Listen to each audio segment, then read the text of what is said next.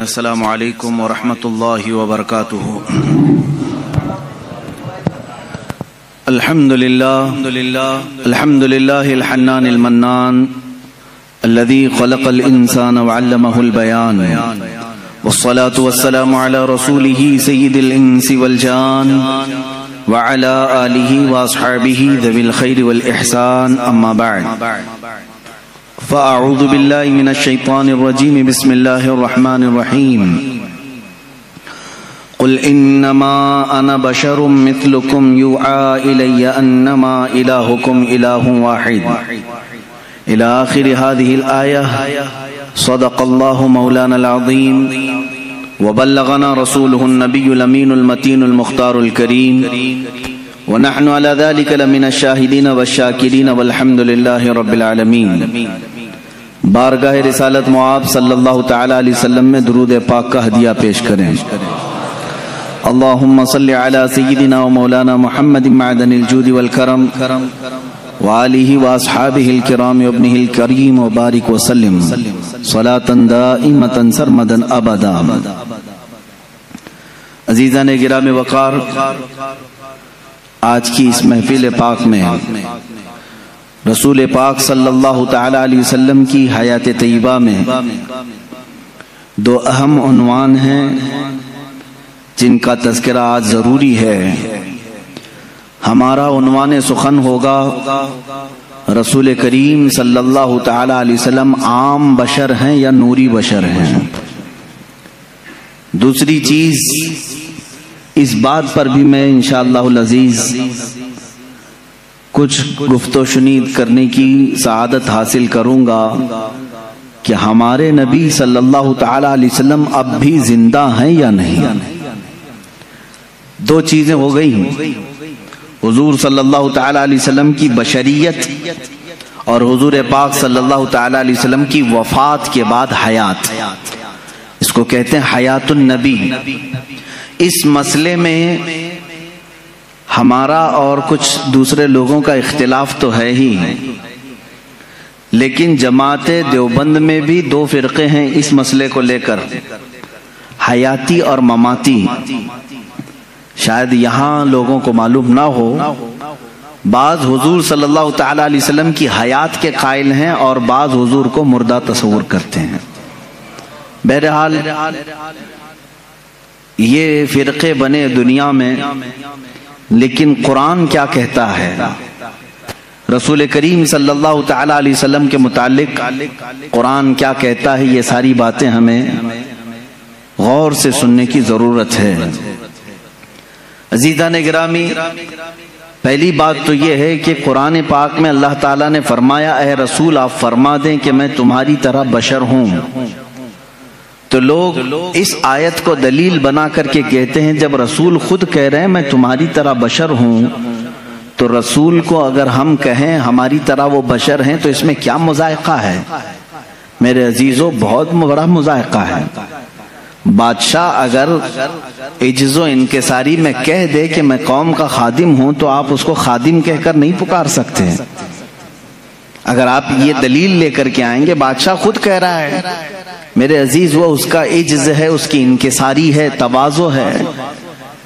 رہی بات، قرآن میں 3 جگہ پر تقریباً اس طرح کی بات آئی کہ رسول کریم صلی اللہ تعالی علیہ وسلم فرما دیں کہ میں تمہاری طرح بشر ہوں۔ یہاں تک نہیں پڑھنا چاہیے آیت، آگے کی آیت یہ ہے یوحا الیہ، مجھ پر اللہ کی طرف سے ڈائریکٹ وحی بھی آتی ہے۔ اگر رسول عام بشر ہیں تو پھر یہ وحی کیسے آتی ہے؟ حضور پاک صلی اللہ تعالی علیہ وسلم کو اسی آیت میں ایک دوسری خصوصیت اللہ نے بیان کر دی، اے رسول آپ فرما دیں کہ میں تمہاری طرح بشر ہوں، مجھ پر وحی آتی ہے۔ یہ مسئلہ یہاں پر ڈسکس کرنے کی وجہ کیا بنا، ضرورت کیا ہے؟ ہر آیت کا پس منظر ہے، شان نزول ہے۔ جو آیتیں نازل ہوئی ہیں ان آیتوں کے نازل ہونے کا کوئی نہ کوئی سبب رہا ہے، اس کو کہتے ہیں شان نزول۔ آیت کا شان نزول کیا ہے؟ اگر اس سے کوئی بندہ واقف نہیں ہے تو اسے دین کے معاملات میں ڈسکس کرنے کا کوئی حق بھی نہیں ہے۔ وہ بعد میں کیا کرے گا؟ آیتیں اتری تھی کافروں کے لیے وہ مومنوں پہ فٹ کرے گا، آیتیں اتری تھی مشرکین مکہ کے لیے وہ اولیاء پہ فٹ کرے گا۔ جس کو شان نزول نہیں معلوم ہے وہ ادھر کی آیت ادھر چسپاں کرے گا، ادھر کی آیت ادھر لگا دے گا۔ شان نزول قرآن کا ایک علم ہے، تفسیر قرآن کا ایک علم ہے، اور اس پر باضابطہ مفسرین نے کتابیں لکھی ہیں، پوری کتابیں ہیں کہ کون کون سی آیت کس موقع پہ نازل ہوئی، واقعہ کیا چل رہا تھا۔ اسی طرح میں آپ کو یہ بھی بتا دوں کہ یہاں پر اللہ کے رسول صلی اللہ تعالی علیہ وسلم کو بشر کہنے کا حکم ہوا۔ آپ فرما دیں لوگوں سے کہ میں بھی بشر ہوں۔ بشر کا مطلب ہوتا ہے انسان، میں بھی بشر ہوں، آپ بھی بشر ہیں، حضور صلی اللہ تعالی علیہ وسلم بھی بشر ہیں۔ لیکن اس میں کچھ لوگ دھوکہ کھا گئے، رسول کو کہنے کا حکم ہوا ہے وہ بھی بشر ہیں تو ہم بھی کہیں گے رسول ہماری طرح بشر ہیں۔ میرے عزیز تجھے یہ پوری تفصیل سمجھنی ہوگی کہ اللہ نے کیوں فرمایا رسول کو اپنی طرح بشر، رسول کو کیوں حکم ہوا کہ آپ کہہ دیں بشر ہیں۔ وجہ یہ تھی کہ اس زمانے میں دو قومیں تو بگڑی تھیں، ایک یہودی اور دوسرے عیسائی، ان کے پاس اللہ کی کتابیں تھیں، اللہ کی کتابیں تھیں۔ یہودیوں کے پاس تورات بھی تھی، انجیل بھی تھی، عیسائیوں کے پاس انجیل تھی، نبی بھی آئے ان کے پاس۔ لیکن یہ قومیں کیسے بگڑی؟ اپنے اپنے زمانے کے نبیوں میں جب انہوں نے حیرت انگیز معجزات دیکھے تو غلو کر گئے۔ غلو کا مطلب ہوتا ہے اور کر دینا کسی کے مرتبے کو بڑھا کر کے۔ حضرت عزیر علیہ السلام ایک نبی ہیں، اللہ نے ان پر نیند طاری کر دی، وہ 100 سال تک سوتے رہے۔ قرآن پاک میں اللہ نے اس کا تذکرہ بیان فرمایا ہے، 3 پارے میں سورہ بقرہ ہی میں ہے۔ 100 سال تک ایک ہی مقام پر سوتے رہے، پھر 100 سال کے بعد مولا نے دوبارہ انہیں اٹھایا اور وہ اپنی قوم کے پاس آئے۔ ان کے بچے ان سے بڑی عمر کے ہو چکے تھے، یہ غالباً 33 یا 35 سال کی عمر میں گئے تھے، واپس جب اٹھائے گئے 100 سال کے بعد تو ان کی جو عمر تھی وہی تھی، لیکن جو قوم کی عمر تھی وہ 100 سال آگے جا چکی تھی۔ اب اس معجزے کو دیکھ کر کے کئی لوگ ششدر رہ گئے، کیا کوئی 100 سال کے بعد دوبارہ اٹھ سکتا ہے؟ کوئی موت کے بعد دوبارہ آ سکتا ہے؟ تو ان لوگوں نے کیا کہنا شروع کیا، ایسا حیرت انگیز کام ہم نے آج تک دیکھا نہیں تھا، اگر عزیر کے ساتھ ایسا ہوتا ہے تو یہ اللہ کا بیٹا ضرور ہوگا۔ وقالت الیہود عزیر ابن اللہ، تو یہودیوں نے کہا عزیر اللہ کا بیٹا ہے، تو انہوں نے کہاں تک بڑھا دیا؟ اللہ کا بیٹا کہہ دیا۔ اب ادھر آئیں عیسیٰ علیہ السلام۔ عیسیٰ علیہ السلام دنیا میں وہ تنہا شخص ہیں جو بغیر باپ کے پیدا کیے گئے۔ آدم علیہ السلام کے بعد، آدم علیہ السلام کو تو اللہ تعالیٰ نے بغیر باپ بغیر ماں کے پیدا کیا، لیکن عیسیٰ علیہ السلام صرف اور صرف حضرت بی بی مریم سے پیدا کیے گئے، اور حضرت مریم کو کسی نے چھوا تک نہیں، وہ اتنی پاکیزہ تھی۔ جبرائیل امین علیہ السلام نے پھونک ماری اور وہ حملہ ہو گئی، اس حمل سے حضرت عیسیٰ علیہ السلام پیدا ہوئے، اور عیسیٰ علیہ السلام کا لقب بھی ہے روح اللہ۔ اب عیسیٰ علیہ السلام کے کچھ معجزے بھی تھے، وہ مٹی کے پرند بناتے تھے، مٹی کے کیچڑ اس میں پھونک مارتے تو پرندے زندہ ہو کر اڑتے تھے، یہ قرآن پاک میں ہے۔ جب عیسائیوں نے یہ تمام حیرت انگیز معاملات دیکھے نبی سے تو کہہ بیٹھے عیسیٰ اللہ کا بیٹا ہے۔ کیا کہا؟ عیسیٰ اللہ کا بیٹا ہے، معاذ اللہ رب العالمین۔ وقالت النصارى المسیح ابن اللہ، نصارہ نے کہا عیسیٰ علیہ السلام اللہ کے بیٹے ہیں۔ پتہ یہ چلا کہ جب نبی سے کوئی حیرت انگیز کام قوم دیکھتی ہے تو خدا تک پہنچا دیتی ہے۔ عزیر علیہ السلام 100 سال کے بعد دوبارہ اٹھے تو قوم نے کہہ دیا اللہ کا بیٹا ہے۔ عیسیٰ علیہ السلام بغیر باپ کے پیدا کیے گئے اور مٹی کے پرندوں میں پھونک مارتے تو اڑنے لگتے، تو عیسائیوں نے کہہ دیا وہ اللہ کے بیٹے ہیں۔ اب ادھر مکہ مکرمہ میں جو جلوہ رسول دیکھا ہے، رسول کریم صلی اللہ تعالی علیہ وسلم کے ایک آدھ حیرت انگیز کام نہیں ہے، ہر دن ایک معجزے کا صدور ہے۔ کبھی یہ رسول انگلی اٹھا کر کے اشارہ اشارہ کریں چاند پھٹ جائے، کبھی وہ بے زبان جانوروں سے کلام کریں، درخت اکھڑ کر ان کی بارگاہ میں آ جائے. تو یہ حیرت انگیز کام جو رسول پاک کے ساتھ ہو رہے تھے، تو اب عرب کے لوگ پچھلی قوموں کی طرح بگڑ نہ جائیں اور رسول کو یہ نہ کہہ دیں کہ یہ خدا اتر پڑا ہے. اللہ نے فرمایا رسول آپ کہہ دیں کہ میں بشر ہوں. اللہ نے کیوں فرمایا قل انما انا بشر مثلکم، اے حبیب آپ فرما دے میں بشر ہی ہوں، کہ تم دھوکہ نہ کھا جانا، مجھے خدا مت سمجھ لینا. ایک بات یہ بھی ہے، اور دوسری بات ایک بہت بڑے گزرے ہوئے ایک مناظرے کا سبق بھی تھا اس میں. ابراہیم علیہ السلام کے ساتھ نمرود کا ایک مناظرہ ہوا تھا. نمرود اس زمانے کا ظالم و جابر بادشاہ، جب اس نے دیکھا کہ ابراہیم ہمارے بتوں کی پوجا بھی نہیں کرتا، اور حضرت ابراہیم علیہ السلام کے ساتھ بہت سارے معاملات تھے، وہ ان کے بتوں کو نہیں مانتے تھے، جو ستاروں کی پوجا کرتے ان کی نہیں مانتے تھے، جو چاند و سورج کو پوجتے ان کی نہیں مانتے تھے. ایک دن بلایا اس نے دربار میں. اب یہ جو مناظرہ ہے وہ بھی قرآن پاک میں آیا. حضرت ابراہیم علیہ الصلوۃ والتسلیم سے اس نے پوچھا کہ تم کس خدا کو مانتے ہو، آخر کون ہے تیرا خدا؟ قال ابراہیم ربی الذی یحیی و یمیت، میرا رب وہ ہے جو زندگی بھی دیتا ہے اور موت بھی دیتا ہے. کون کہا؟ ابراہیم علیہ السلام.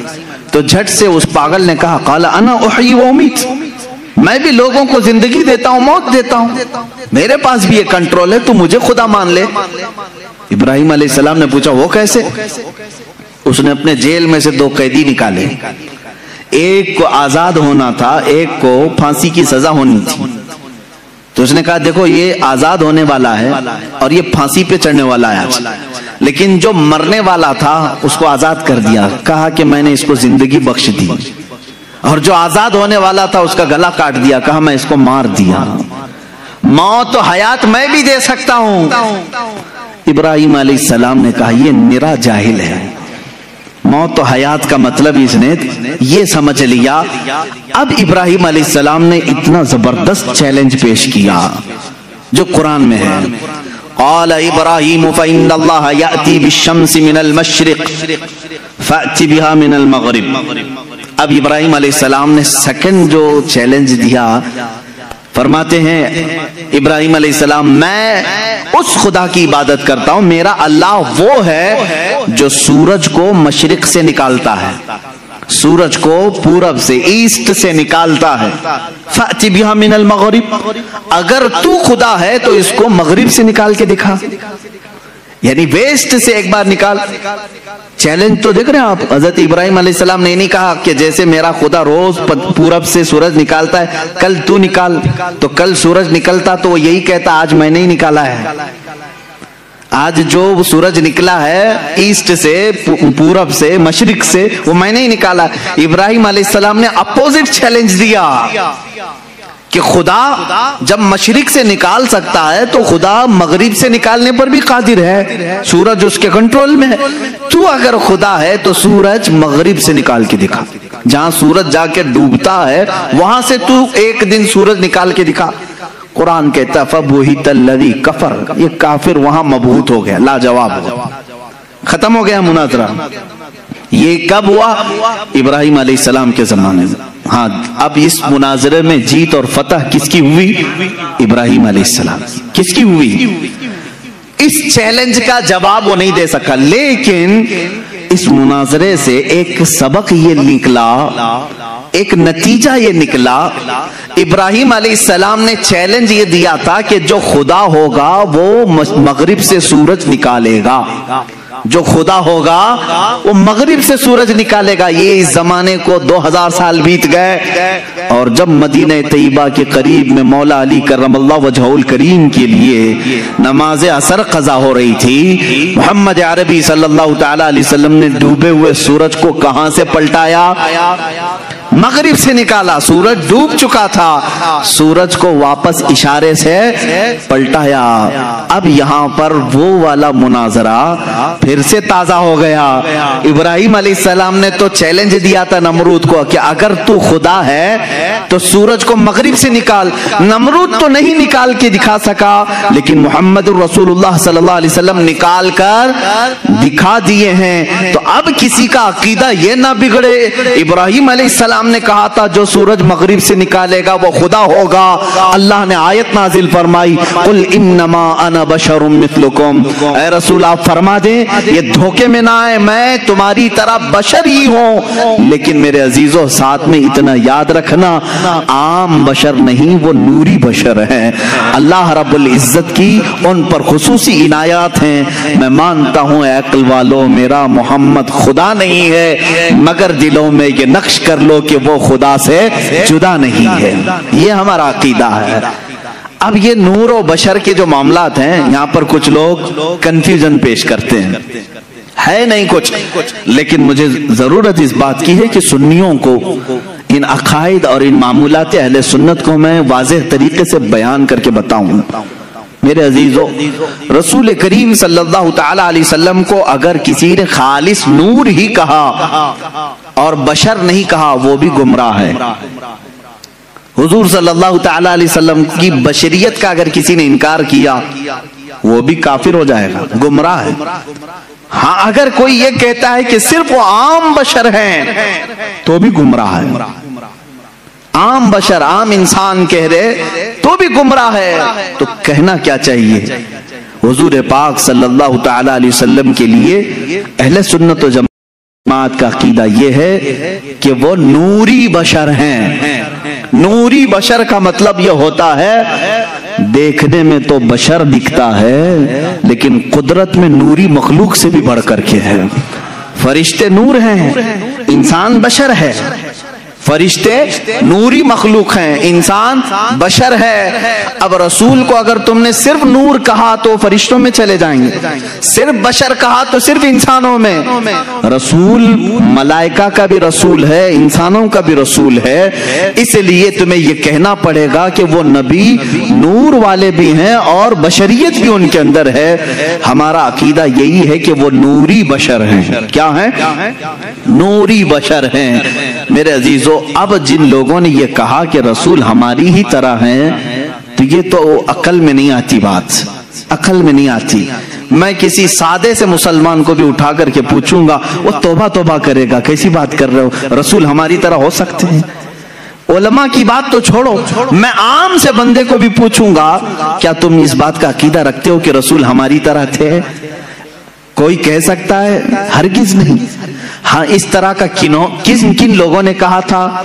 دو ہی شخصیات ہیں جن کا قرآن میں ذکر ہے جنہوں نے رسول کو اپنی طرح کہا تھا.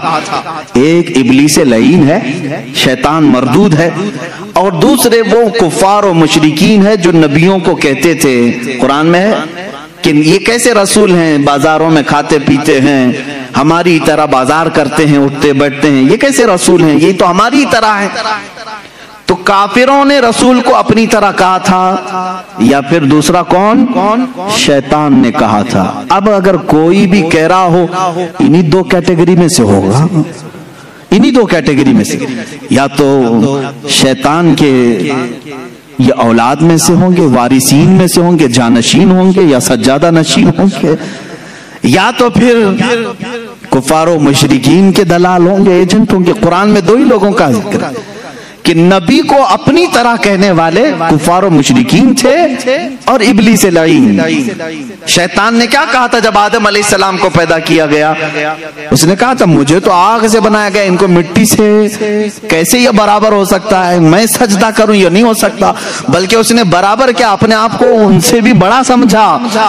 جیسے آج لوگوں نے کہا ہے نا, کتابوں میں لکھا ہے امتی عمل کرتے کرتے کبھی نبی سے بھی بڑھ جاتا ہے. شیطان نے یہی کہا تھا کہ مجھے آگ سے پیدا کیا ہے, میں آدم سے بڑھ گیا ہوں, یہ مٹی سے ہے. عزیزان گرامی وقار, اس طرح کے جملوں سے احتراز کرو, پرہیز کرو. اس طرح کے ڈیبیٹ میں جاؤ بھی مت. تم رسول کریم صلی اللہ تعالی علیہ وسلم کی حیات طیبہ میں آج نہیں ہو, ان کی ظاہری زندگی میں نہیں ہو کہ تم ان کے بارے میں فیصلے لیتے رہو گے کہ وہ صرف نور تھے, کہ صرف بشر تھے, عام بشر تھے, یا کیا تھے. یہ تمام ڈسکشن نہ کرو. قرآن نے ہمیں جتنا کہا ہے اس پر عمل کرو.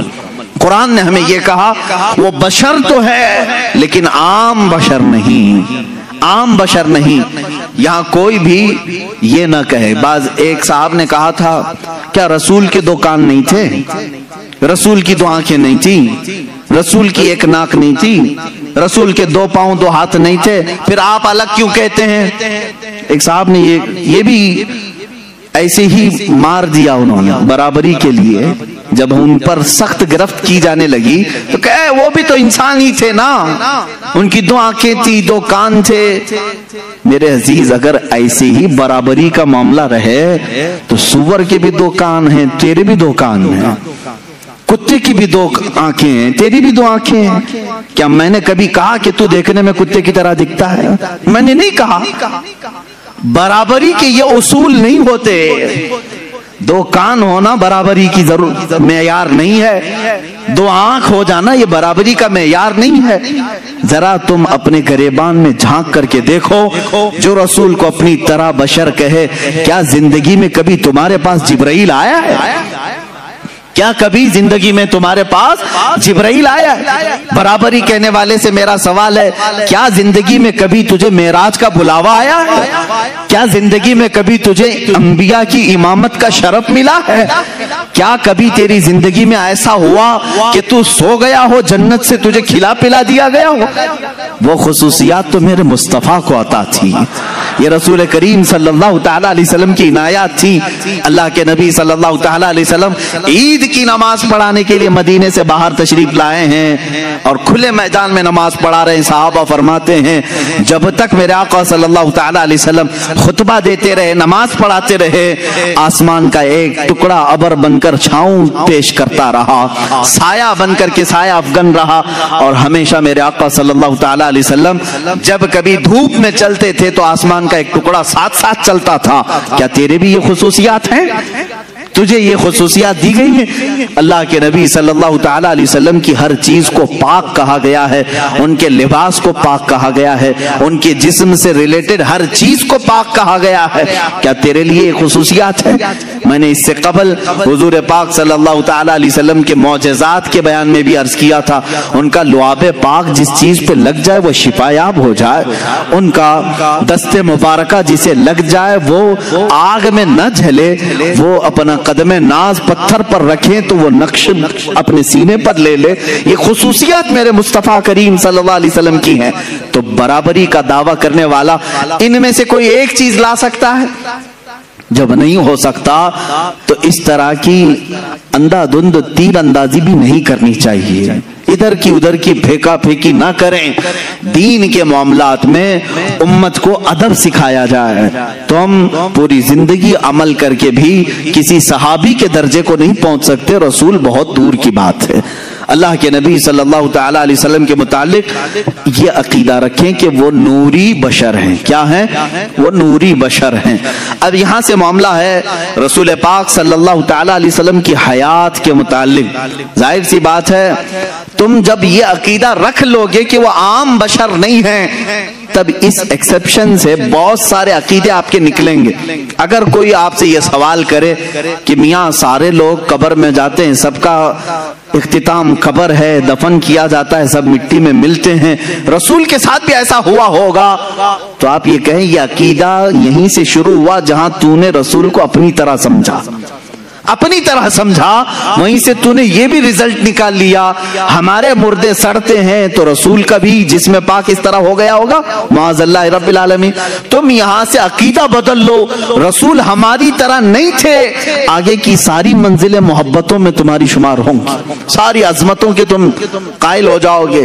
حضور پاک صلی اللہ تعالیٰ علیہ وسلم کے بارے میں اگر میں یہ کہوں، ان کے جسم ناز کی بات تو چھوڑو، 14 صدیاں گزر گئی، ان کے جسم پاک سے کٹے ہوئے بال جو آج بھی رکھے ہیں وہ سڑ گل کر کے کہیں ختم نہیں ہوئے، نہ ان کو آگ جلا سکی، پوری کائنات میں آج بھی وہ روشنیاں بکھیر رہے ہیں، ہزاروں عشاق کے سینے میں عشق مصطفیٰ جلا بھی رہے ہیں، جلا بخش رہے ہیں، تو رسول پاک کے جسم ناز کی کیا بات ہے۔ بلکہ بزرگوں نے فرمایا وہ حصہ جو رسول پاک کا جسم لگا ہوا ہے قبر پاک، اس کو کہا گیا ہے وہ عرش اعظم سے بھی افضل ہے، ادب گاہست زیر آسماں از عرش نازک تر نفس گم کردہ می آیت جنید و بایزیدی جا. فارسی میں کہا گیا ہے عرش سے بھی نازک ترین ایک جگہ ہے آسمان کے نیچے. کون سی جگہ ہے؟ یہ وہی لحد مصطفیٰ ہے جہاں جنید بغدادی اور بایزید بسطامی بھی حاضری دیتے ہیں تو اپنی سانسوں کو روک لیا کرتے ہیں کہ نکلنے والی سانسوں سے کہیں بے ادبی نہ ہو جائے. یہ وہ مقام ہے لحد مصطفیٰ صلی اللہ تعالی علیہ وسلم. قبر مصطفیٰ کی اتنی افضلیت ہے. اسی لیے اعلیٰ حضرت فاضل بریلوی رحمت اللہ تعالی علیہ سے کسی نے پوچھا کہ مکہ افضل ہے کہ مدینہ افضل ہے؟ یہ بھی معاملات آتے رہتے ہیں، مکہ افضل ہے کہ مدینہ افضل ہے؟ تو اعلیٰ حضرت رضی اللہ تعالیٰ عنہ نے اس کے جواب میں یوں فرمایا طیبہ نہ صحیح افضل مکہ ہی بڑا زاہد. طیبہ نہ صحیح افضل مکہ ہی بڑا زاہد. ہم عشق کے بندے ہیں کیوں بات بڑائی ہے. سنتے ہیں کہ محشر میں صرف ان کی رسائی ہے، اگر ان کی رسائی ہے لو جب تو بنائی ہے. میرے عزیزو آپ نے یہ فرمایا جو لحد پاک رسول پاک کے جسم سے لگی ہوئی ہے وہ خانہ کعبہ سے بھی افضل ہے. اس کی وجہ کیا ہے؟ رسول کریم صلی اللہ تعالی علیہ وسلم کا جسم ناز خانہ کعبہ سے افضل ہے. کعبے کو مطہر کس نے بنایا؟ کعبے کو اس عظمت والا، یعنی وہ تو بتوں میں گھر گیا تھا کعبہ، کعبے کے اندر کئی 100 بت رکھ دیے گئے تھے. اس کعبے کو طہارت کس نے بخشی؟ مصطفیٰ کریم صلی اللہ تعالی علیہ وسلم. کعبے کے ارد گرد اس وقت لوگ ننگا طواف کرتے تھے کپڑے اتار کر کے. میرے آقا صلی اللہ تعالی علیہ وسلم نے طواف کرنے والوں کے آداب بتائے. عزیزان گرامی تم اگر یہاں بیٹھ کر کے فیصلہ کرو گے کون افضل ہے کون نہیں افضل ہے، یہ تمہارے بس کی بات نہیں. خود کعبے سے ہی پوچھو. امام اہل سنت فاضل بریلوی رحمت اللہ علیہ نے فرمایا غور سے سن تو رضا کعبے سے آتی ہے صدا، میری آنکھوں سے میرے پیارے کا روزہ دیکھو. حاجیو آؤ شہنشاہ کا روزہ دیکھو، کعبہ تو دیکھ چکے کعبے کا کعبہ دیکھو. عزیزان گرامی وقار حضور اکرم صلی اللہ تعالی علیہ وسلم کی حیات طیبہ ایک ہاٹ ٹاپک ہے ان لوگوں کے لیے جن کے لیے یہ گرم لگتا ہے، ورنہ سنیوں کے لیے بڑی حوصلہ افزا ٹاپک ہے. جب جب ہم اپنے نبی کی حیات کی بات کرتے ہیں تو کئی امیدیں پھر سے جاگ جاتی ہیں. میاں چھوڑو ہم ٹینشن میں تھے کون آئے گا کون نہیں آئے گا، مولانا نے کہہ دیا ہے رسول پاک اب بھی ہیں آئیں گے. جب ظاہر سی بات ہے امت میں ہم یہ بات کہیں گے تمہارے رسول اب بھی ہیں تو امت کا حوصلہ نہیں بڑھے گا. حضور پاک صلی اللہ تعالی علیہ وسلم سے آس و یاس امت کی اور بڑھ جائے گی. اب ظاہر سی بات ہے یہ تو باتیں ہوئی، دلیلوں کی روشنی میں تو ہمیں کہنا ہوگا. رسول کریم صلی اللہ تعالی علیہ وسلم اپنی قبر انور میں زندہ ہیں یا بعض لوگوں کے قول کے مطابق مر کر مٹی میں مل گئے؟ ہاں یہ کتابوں میں لکھا ہوا ہے اس لیے مجھے کہنا پڑ رہا ہے. عزیزان گرامی وقار ہمارا عقیدہ تو وہی ہے جو بریلی کے تاجدار نے اپنے ایک شعر میں ہمیں یوں بتایا یا رسول اللہ تو زندہ ہے واللہ تو زندہ ہے واللہ، میری چشم عالم سے چھپ جانے والے چمک تجھ سے پاتے ہیں سب پانے والے، میرا دل بھی چمکا دے چمکانے والے. ہم تو اپنے رسول کو اپنی قبر اطہر میں زندہ مانتے ہیں. حیات النبی کا یہ عقیدہ ہر سنی کا ہے. حضور پاک صلی اللہ تعالی علیہ وسلم اپنی حیات پاک میں ہیں. اب وہ کیسی زندگی ہے یہ ڈسکس امت کے لیے نہیں ہے. حضور کی وفات کے بعد جو زندگی ہے وہ کیسی ہے، بلکہ میں کہتا ہوں جو دنیا میں تھی اس سے کئی درجے افضل زندگی ہے. تم یہ کہتے ہو کہ ایسے ہی زندہ ہیں جیسے تم زندہ ہو، نہیں میاں اس سے کئی درجے افضل زندہ ہیں. جب قرآن کہتا ہے شہیدوں کے بارے میں کہ تو ان کو مردہ نہ کہو، کیا قرآن میں نہیں ہے آیت؟ اللہ کی راہ میں جو مارے جائیں انہیں مردہ نہ کہو. دوسری جگہ ہے مردہ تصور بھی مت کرو، سوچو بھی مت. اللہ فرماتا ہے وہ زندہ ہیں اور انہیں اللہ کی طرف سے رزق بھی ملتا ہے. اب مجھے یہ بتائیں جو زندہ ہے اور رزق بھی مل رہا ہے اللہ سے کیوں نہیں پوچھتے کہ مولا وہ کون سا رزق تو انہیں دے رہا ہے، وہ کیا کھا رہے ہیں پی رہے ہیں؟ میرے عزیزو جب تم مرو گے تبھی پتہ چلے گا. جس کو یہ ٹینشن ہے کہ وہ کیسے زندہ ہیں، لیکن قرآن نے یہ کہا کہ وہ زندہ ہیں، تو ہمارا عقیدہ ہے کہ وہ اللہ نے ان کو جیسی زندگی دی ویسے زندہ ہے. بلکہ اب احادیث کی روشنی میں بھی میں آؤں گا رسول پاک صلی اللہ تعالی علیہ وسلم کی حیات طیبہ کو ثابت کرنے کے لیے. رسول اپنی روح اور جسم کے ساتھ ہیں. ایک بار جو روح نکالنی ہے وہ اللہ کے وعدے کے مطابق نکال لی جاتی ہے. دوبارہ انبیاء کرام علیہ السلام کی زندگی پہلے سے افضل بنا دی جاتی ہے. ان کا جسم بھی صحیح سلامت رکھا جاتا ہے. جیسا جسم ان کا تھا اسی شان کے ساتھ قبر پاک میں ان کے جسم کی حفاظت کی جاتی، کیونکہ اللہ کے رسول نے خود فرمایا ان اللہ حرم علی الارض ان تاکل اجساد الانبیاء فنبی اللہ حی یرزق. اللہ نے بے شک زمین پر حرام کر دیا ہے وہ نبیوں کے جسموں کو کھا نہیں سکتی. نبیوں کے جسموں کو کھانا زمین پر اللہ نے حرام کر دیا. اللہ کے نبی زندہ ہوتے ہیں، انہیں رزق بھی دیا جاتا ہے. یہ حدیث پاک ہے. اب آئیں میں دلائل کی روشنی میں کہتا ہوں. عربی کی اگر عبارات بھی پڑھوں، تھوڑا بہت میں آپ کو گرامر بھی بتا دوں. جو جملے ہوتے ہیں ان جملوں میں کیا چیز کا ہونا ضروری ہے. اب مثال کے طور پر میں کہوں زید عالم ہے، زید عالم ہے، اس کا مطلب کیا ہے؟ پریزنٹ میں بول رہا ہوں میں یا کہ پاسٹ میں بول رہا ہوں؟ پریزنٹ میں نا، عام بندہ سمجھ رہا ہے. پریزنٹ بات کر رہا ہوں، حال کی بات کر رہا ہوں. زید عالم ہے اس کا مطلب ہے ابھی ہے، زید عالم ہے. اسی قاعدے اور گرامر کے حساب سے آگے چلتے ہیں. جب لفظ ہے آتا ہے تو وہ پریزنٹ کو پیش کرتا ہے، حال کو پیش کرتا ہے. اب آؤ میرے عزیزو، اس پر تو پورا اسلام کھڑا ہے. تمہارا کلمہ کیا ہے؟ لا الہ الا اللہ محمد رسول اللہ. کلمہ ہر مسجد میں ملے گا، ہر جگہ تمہیں ملے گا، ترجمے کے ساتھ بھی ملے گا. لا الہ الا اللہ کا ترجمہ کیا ہے؟ کوئی معبود نہیں اللہ کے سوا. یہ ایک ہو گیا، ہم نے نفی کر دی. دوسرا ورڈ آتا ہے محمد رسول اللہ ہے. یہ اب اس کو ہم ملا کے پڑھتے ہیں محمد رسول اللہ. محمد اللہ کے رسول. کیا کہہ رہے ہیں؟ محمد اللہ کے رسول. پاسٹ میں تھے کہا میں نے. آپ ترجمہ کبھی کلمے کا یوں کرتے ہو محمد اللہ کے رسول تھے؟ نہیں. ہمارا ہر بچہ ترجمہ یہی کرے گا محمد اللہ کے رسول ہے. یہ اس بات کی علامت ہے کہ رسول آج بھی زندہ ہیں. میرے عزیزو، ہم مردہ رسول کو مانتے تو یہ کہتے وہ اپنے زمانے میں رسول تھے. جب کلمہ پڑھ رہے ہیں ہم اقرار کر رہے ہیں رسول ہیں، محمد اللہ کے رسول. کلمہ ہمارے نبی کی زندگی کی بڑی دلیل ہے. اور اگر رسول پاک کی حیات کا کوئی منکر ہے تو میں سمجھتا ہوں اس کا کلمہ ہی ادھورا ہے. وہ رسول پاک صلی اللہ تعالی علیہ وسلم کی رسالت کو پاسٹ میں مان رہا ہے، ابھی نہیں مان رہا ہے. محمد اللہ کے رسول ہیں. اس سے سمجھ میں آیا رسول ہیں کہ نہیں ابھی ہے.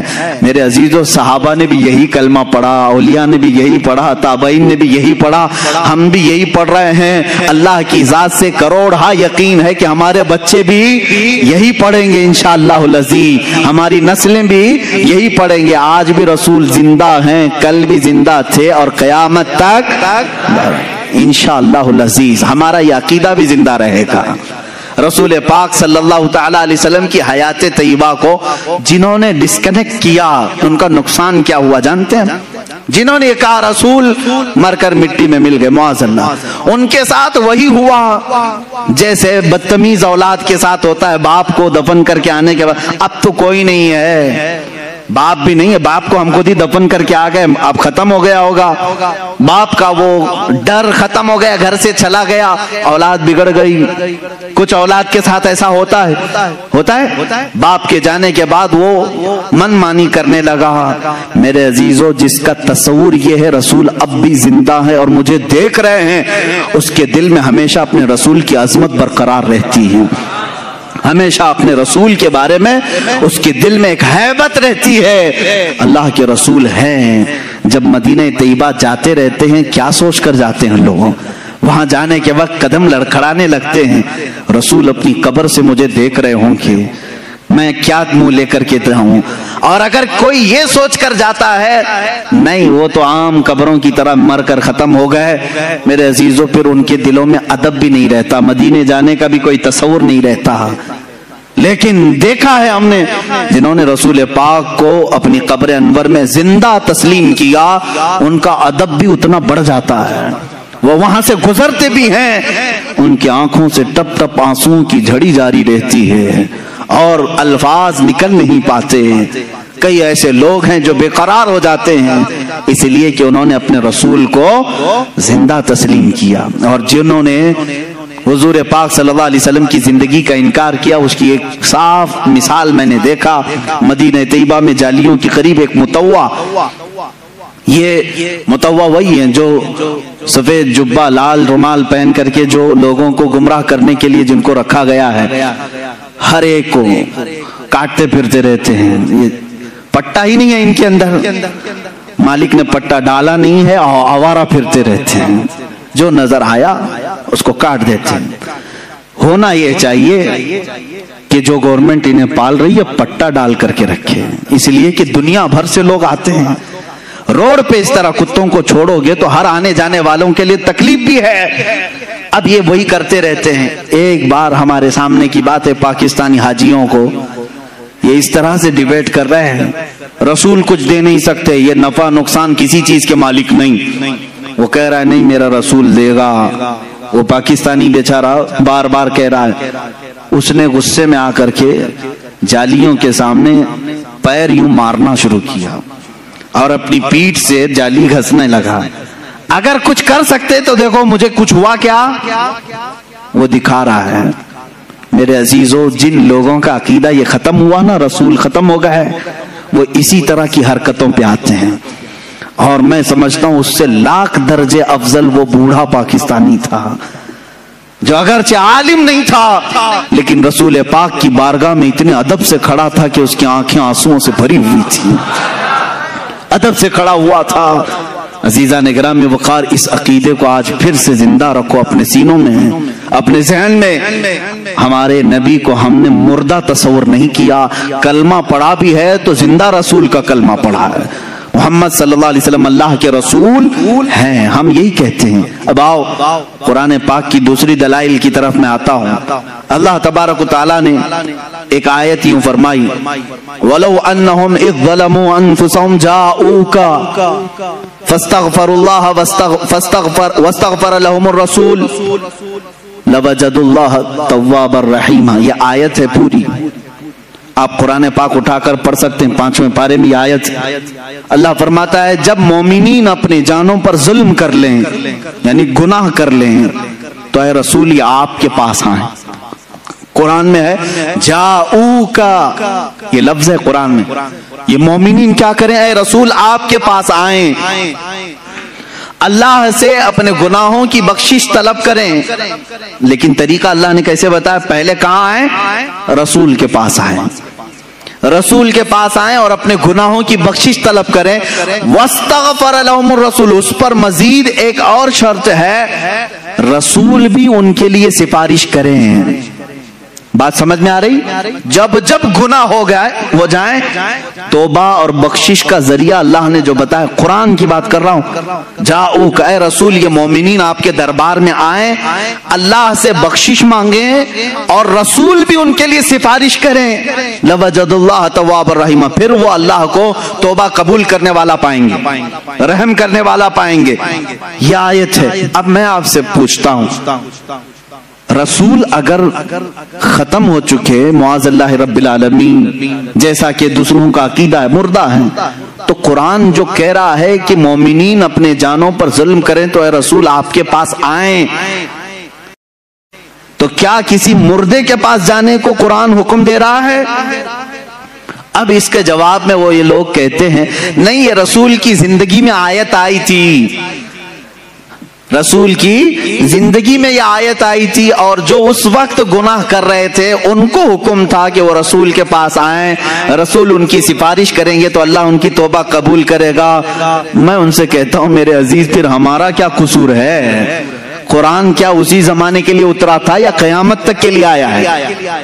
قرآن کب تک کے لیے ہے؟ قیامت تک کے لیے۔ میرے عزیز، قرآن کی آیت صبح قیامت تک کے لیے ہے، یہ صرف اس زمانے کے مسلمانوں کے لیے آیت نہیں آئی، صبح قیامت تک کے مومنوں کے لیے آیت آئی ہے کہ اگر تم میں سے کسی سے گناہ ہو جائے تو تم کہاں جاؤ؟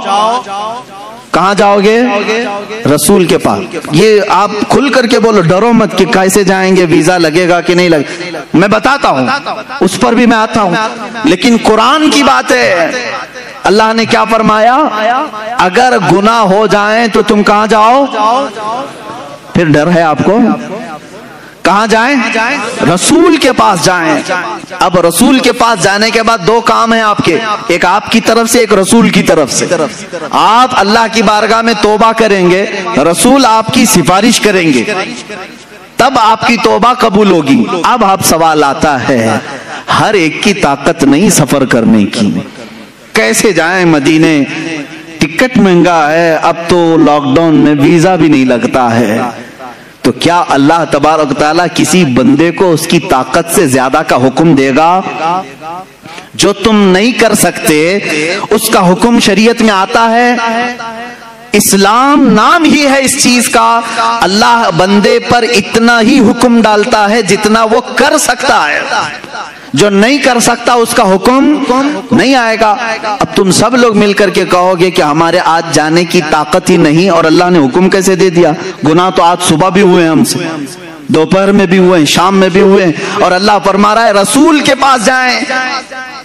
اب اس حساب سے دیکھا جائے تو کبھی ٹکٹ ملے نہ ملے، کیسے جائیں رسول کے پاس؟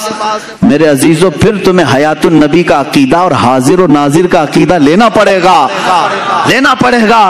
اے عزیز، اللہ نے تجھے کب کہا کہ تو چلتے ہوئے، سفر کرتے ہوئے، اس طرح اڑتے ہوئے، ٹرین میں، بس میں آ جا رسول کے پاس؟ اللہ نے یہ فرمایا بس تو رسول کے پاس آ، چاہے جسم کے ساتھ آ یا تصور کے ساتھ آ، چاہے جسم کے ساتھ آ یا تصور کے ساتھ آ، ہم تو کہتے ہیں حاضر ہیں۔ حضور پاک صلی اللہ تعالیٰ علیہ وسلم کی بارگاہ میں جب ہم کھڑے ہوتے ہیں تو یہ کہتے ہیں حاضر ہیں در دولت پہ گدا، سرکار توجہ فرمائیں۔ تم جہاں سے کہو گے سرکار سنتے ہیں۔ تو حاضری ہو گئی۔ یہاں ابھی آنکھ بند کر لیا آپ نے، ملا باڑے کی مسجد میں بیٹھے ہیں، گناہوں سے توبہ کرنی ہے، قرآن کی آیت پر عمل کرنا ہے ہم کو۔ اللہ نے فرمایا رسول کے پاس جانے کا حکم اللہ نے کیا۔ اب میں یہاں بیٹھا، چل کے جانے کے لائق نہیں، آنکھ بند کر لیا، منٹ بھی نہیں لگے مدینے پہنچ گیا، منٹ بھی نہیں لگے۔ یہ کتنی تیز حاضری ہے! بارگاہ رسول میں کھڑے ہونے کا تصور لے آیا، اور پھر سامنے اپنے رسول کو حاضر پا کر کے اب توبہ کرنا شروع کیا۔ استغفر اللہ ربی من کل ذنب واتوب الیہ۔ اللہ تو نے فرمایا گناہ ہو جائیں تو رسول کے پاس آ جا، میں آ گیا۔ اب تو نے فرمایا بخشش طلب کر مجھ سے، میں نے بخشش بھی طلب کر لی، استغفار بھی پڑھ لیا۔ تیسرا کام ہے اب رسول کا، اللہ کے رسول سفارش کریں۔ اب رسول کے پاس تمہیں کہنا ہوگا اے اللہ کے رسول، حکم خدا پر میں آپ کے پاس آیا ہوں، اور حکم خدا پر میں نے استغفار بھی کر لیا، بس آپ کے استغفار کی، آپ کے سفارش کی دیر ہے، اور اللہ میری توبہ قبول کرے گا۔ یہی تو عقیدہ بریلی کا امام بار بار تمہیں کہہ رہا ہے۔ رسول کریم صلی اللہ تعالیٰ علیہ وسلم کے دربار میں آؤ، یہاں میرے عزیزوں گناہوں کی بخشش طلب کرو، اور رسول بے حساب دیتے ہیں، اور اللہ تبارک و تعالیٰ ان کی سفارش کو سنتا بھی ہے، اور بندوں کو پاک کر کے وہاں سے روانہ بھی فرماتا ہے۔ اب اس کی دلیلیں میں دیتا ہوں، ایک اور قرآن کی آیت پڑھ کر کے میں آگے آؤں گا کہ رسول اس وقت بھی معاف کرتے ہیں کہ نہیں کرتے ہیں، کیسے پتہ چلے گا؟ آتے ہیں کہ نہیں آتے ہیں، زندگی میں ہیں یا نہیں ہیں، اس کو کچھ دلائل سے میں ثابت کروں گا۔ دوسری ایک آیت ہے قرآن پاک میں، اور وہ بھی بہت حوصلہ افزا آیت ہے ہمارے لیے، بہت حوصلہ افزا ہے۔ اس میں بھی دیکھیں آپ، عربی کے گرامر تھوڑے بہت اگر مسلمانوں کو معلوم ہو تو کبھی گمراہ نہیں ہوں گے انشاءاللہ، کوئی ان کو بہکائے گا نہیں۔ میں آپ کو تاریخ بتاؤں، اللہ تبارک و تعالیٰ پہلے کی امتیں جب نافرمانی کرتی تو عذاب آ جاتا۔ قوم لوط پر بہت بھیانک عذاب آیا، قوم سمود پر بھیانک عذاب آیا، نوح علیہ السلام کی قوم پر بہت بھیانک عذاب آئے، شعیب علیہ السلام کی قوم پر بہت عذاب آئے۔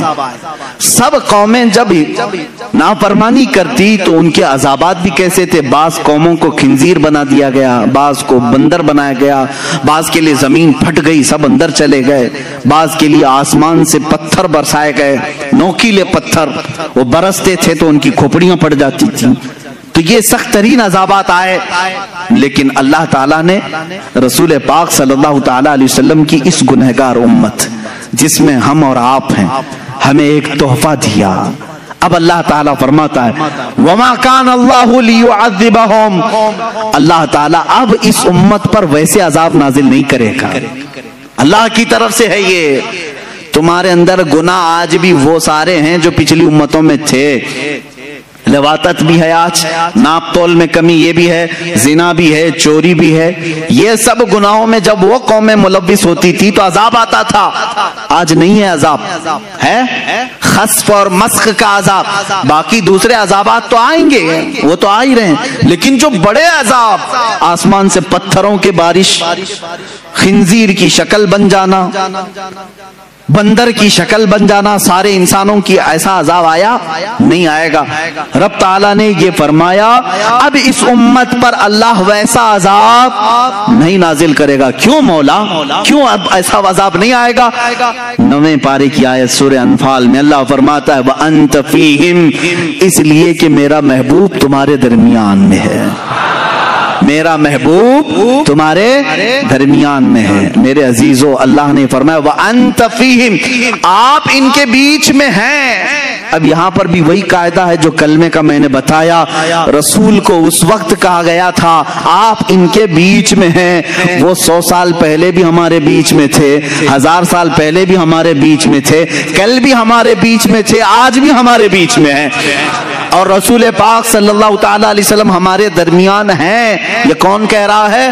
اللہ رب العزت۔ کہاں فرما رہا ہے؟ قرآن پاک میں۔ اگر تم کہتے ہو رسول نہیں ہے، مر کر ختم ہو گئے، تو پھر میں کہتا ہوں عذاب آ جانا چاہیے، عذاب آ جانا چاہیے، پتھر برسنا چاہیے، کم سے کم ان پہ تو برسنا چاہیے جو رسول کو مر کر ختم کر دیے۔ نہیں نا، ان کے عقیدہ رکھنے سے رسول ختم تو نہیں ہوتے۔ رسول پاک صلی اللہ تعالیٰ علیہ وسلم اپنی قبر انور میں زندہ ہیں، اور اسی وجہ سے اللہ تعالیٰ نے بھیانک عذابوں کو روک لیا ہے، بھیانک عذاب روک لیے گئے ہیں۔ عزیزان گرامی وقار، یہاں سے یہ بات ثابت ہوئی کہ رسول پاک صلی اللہ تعالیٰ علیہ وسلم اپنی امت کے درمیان ہمیشہ رہیں گے، ہمیشہ رہیں گے۔ وَأَنْتَ فِيهِمْ۔ اور ایک بات میں آپ کو بتا دوں، ایک بڑی بات، میلاد بھی ہم منا رہے ہیں، اور میلاد ہی کے تو مجالس ہے نا، میلاد کی محفلیں ہیں۔ اب یہاں سے کچھ چیزیں سمجھنی پڑتی ہیں۔ دیکھیں، دنیا کا ایک اصول ہے، جس کے لیے محفل سجاتے ہیں، جس کے لیے محفل سجاتے ہیں، جب تک وہ رہتا ہے تب تک محفل ہے کہ نہیں؟ جب تک وہ رہتا ہے تب تک وہ محفل ہے۔ فار ایگزامپل، تقریر سننے کے لیے یہ محفل آپ نے بنائی، اور مجھے سننے کے لیے آئے، میں چلا جاؤں گا تو آپ بیٹھے رہیں گے، تھوڑے لوگ اللہ اللہ کرنے والے بیٹھے رہتے ہیں، لیکن جو محفل تھی وہ نہیں کہلائے گی۔ بعد میں نماز پڑھنے والے نماز پڑھ رہے ہوں گے، ذکر کرنے والے ذکر کریں، میں ان سے نہیں کہہ رہا ہوں، لیکن یہ محفل چلی جائے گی، کیونکہ مقرر گیا، محفل بھی گئی۔ دولہا آتا ہے، دولہا کے آنے سے پہلے اسٹیج بھی سجا ہے، کرسی بھی لگی ہے، باراتی بھی کھڑے ہیں، سب انتظار میں نا۔ دولہا آیا، شام تک رکا، دلہن کو لے کر گیا، باراتی اب کیا کریں گے؟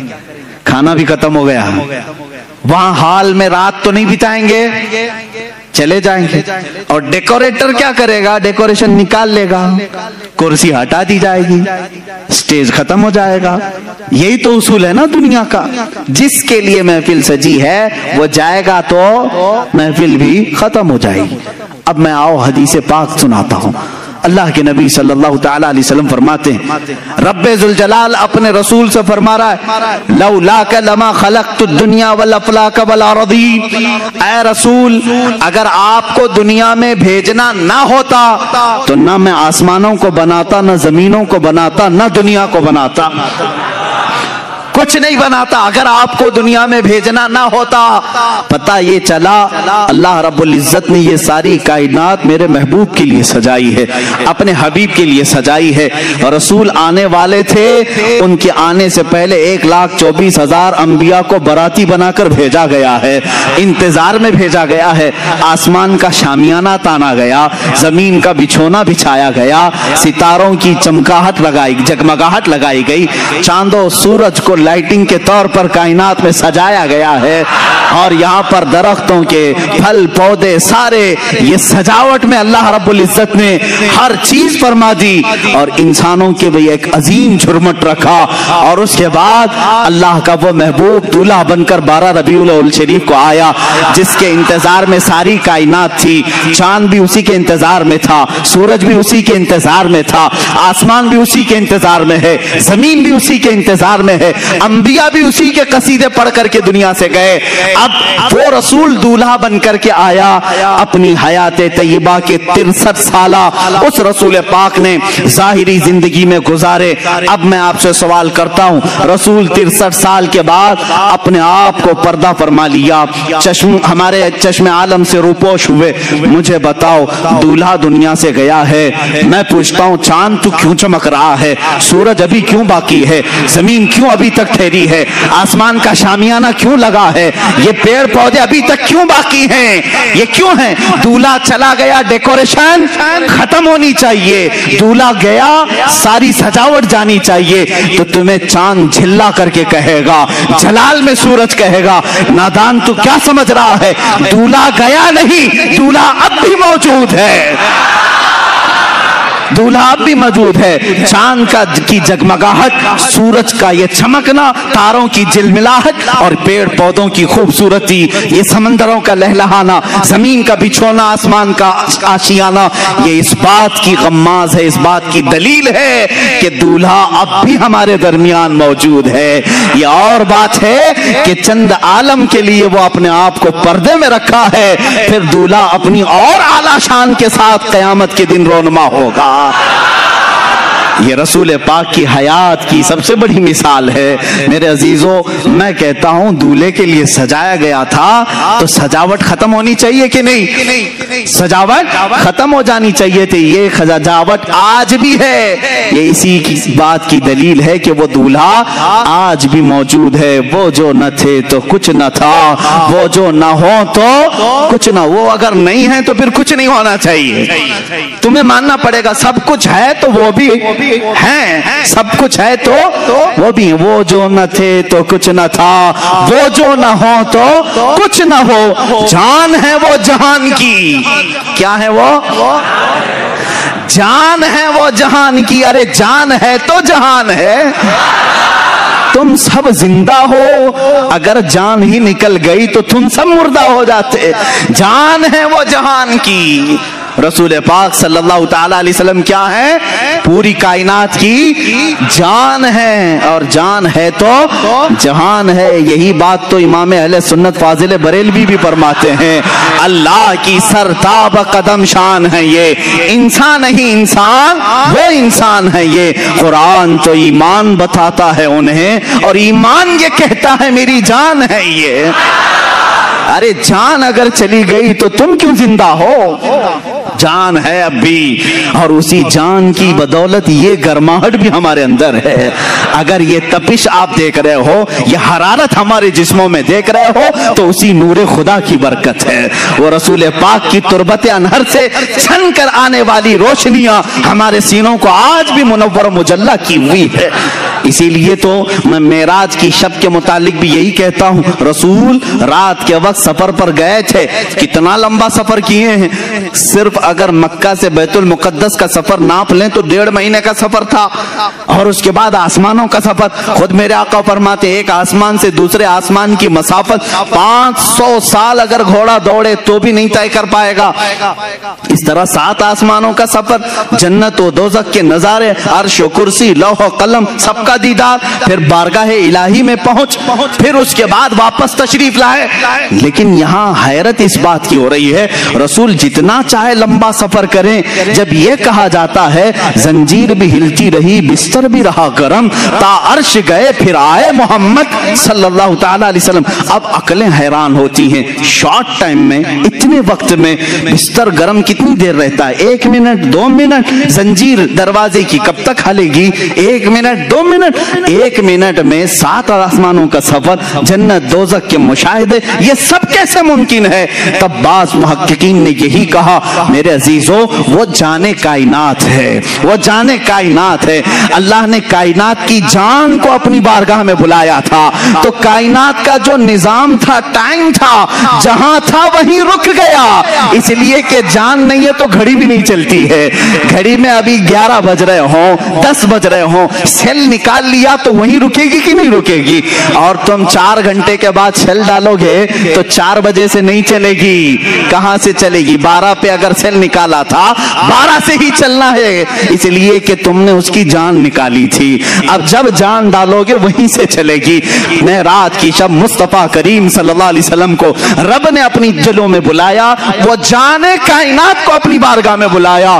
تو میں کہتا ہوں وہ سفر 500 سال کا تھا کہ 5000 سال کا تھا یا 5 لاکھ سال کا تھا، یہ ہمیں معلوم نہیں، لیکن کائنات کو رسول نے جہاں چھوڑا تھا وہ وہیں رکی تھی. جب وہ جانے کائنات واپس آئی تو جہاں وقت رکا تھا وہیں سے پھر چل پڑا. یہ ہے معجزہ میرے آقا صلی اللہ علیہ وسلم کا. تمہیں ماننا پڑے گا وہ جانے کائنات ہیں، وہ اصل کائنات ہیں، وہ مقصود کائنات ہیں. رسول کریم صلی اللہ تعالی علیہ وسلم کی جب اس حیثیت کو تم سمجھو گے تب پھر تم حضور کے حیات کا انکار نہیں کرو گے. حضور پاک کو مردہ مر کر مٹی میں ملنے والا اس طرح کے جسارت والے جرت والے کلمات نہیں بکو گے.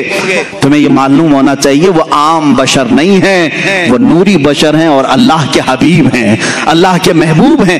اللہ نے جب اپنے فرشتوں کو اتنی طاقت دی ہے تو اپنے خاص محبوب کو کتنی طاقت دی. وہ اللہ کے حبیب صلی اللہ تعالی علیہ وسلم حیات میں ہیں. اب میں آپ کو بتاؤں حضور اکرم صلی اللہ تعالی علیہ وسلم کی حیات طیبہ بعد وفات اگر نہ ہو تو صحابہ کبھی حضور کے پاس نہیں جاتے. ایک صحابی ہیں حضرت ابو ایوب انصاری رضی اللہ تعالیٰ عنہ، نام سنے کہ نہیں؟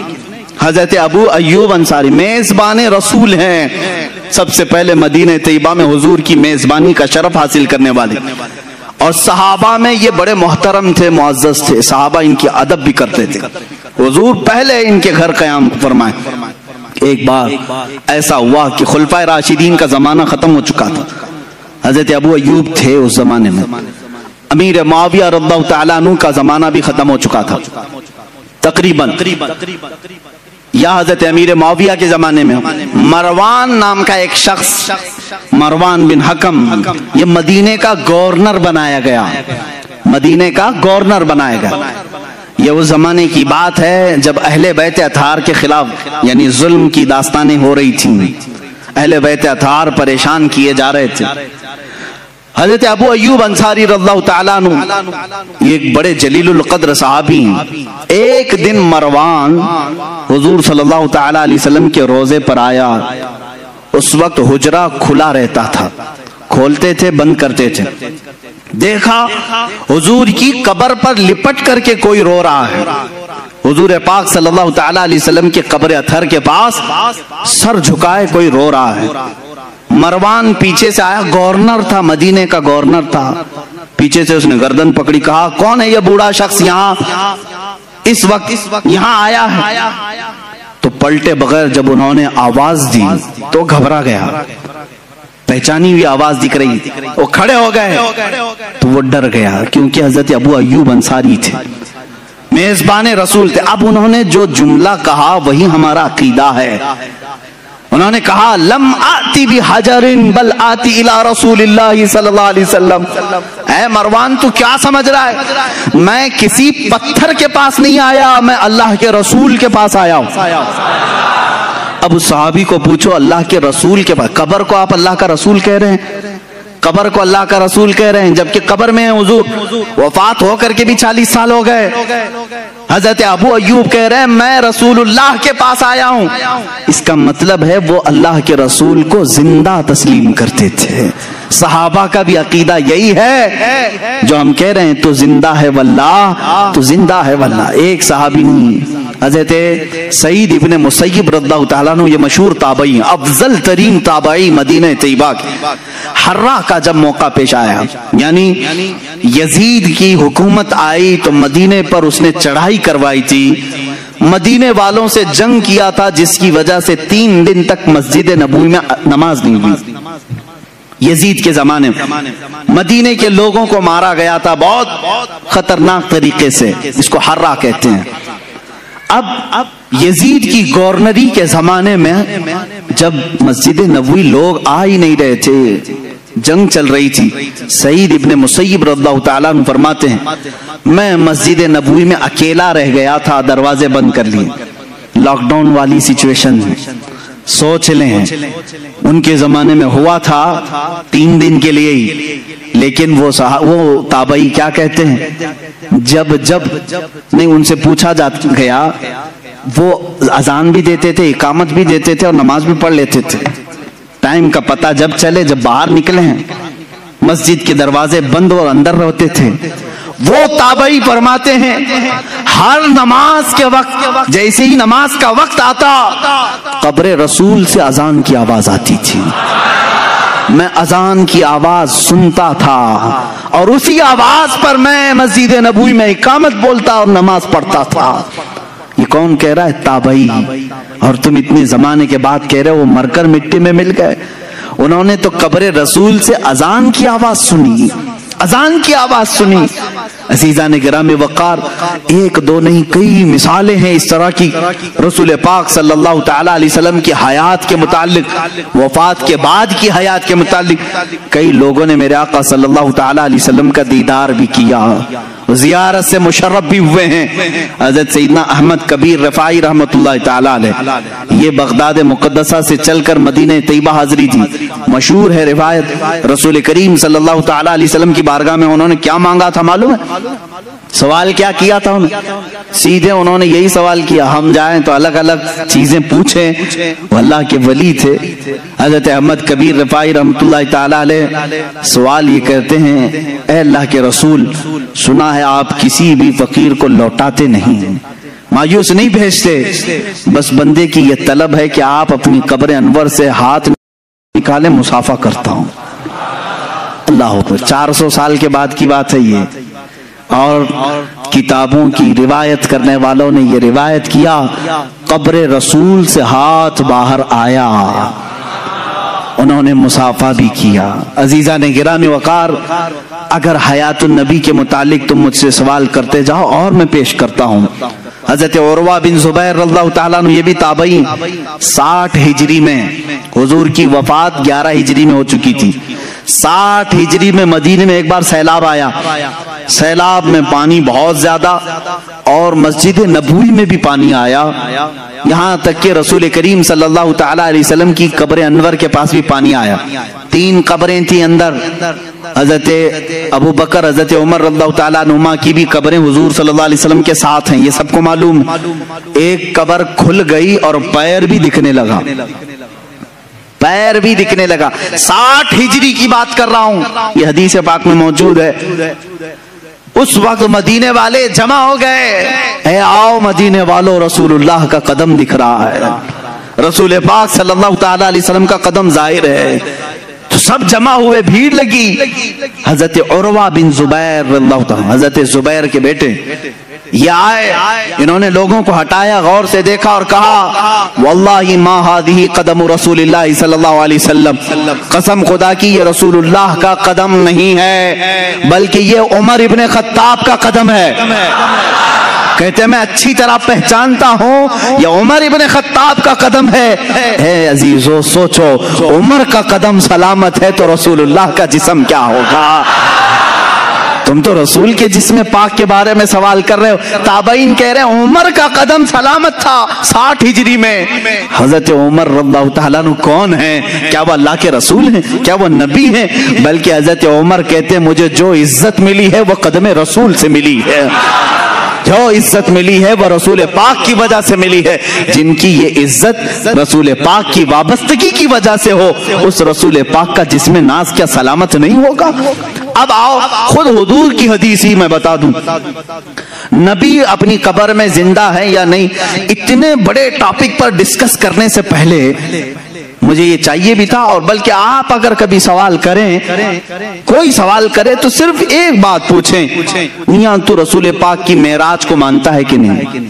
हाँ मानते हैं। चलो आसमानों पर जाने की बात बाद की, बैतुल मुक़द्दस तक का तो सफर कुरान से साबित है। सुब्हानल्लज़ी असरा बिअब्दिही लैलन मिनल मस्जिदिल हराम इलल मस्जिदिल अक़सा, मस्जिद अक़सा तक का सफर कुरान से साबित है। इतना तो मानते हो। मस्जिद अक़सा में क्या हुआ था?